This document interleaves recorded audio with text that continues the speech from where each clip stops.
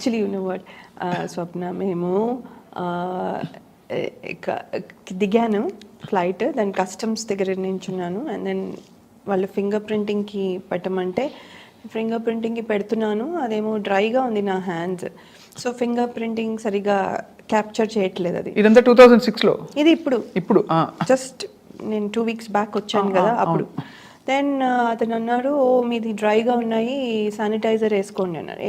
వేసుకుని మళ్ళీ పెడితే చాలాసేపు అలా కుస్తీ పడిన తర్వాత ఫైనలీ 15 minutes తర్వాత అది అయిన తర్వాత అతను, ఎందుకు మీ హ్యాండ్స్ అంత డ్రైగా ఉన్నాయి అన్న.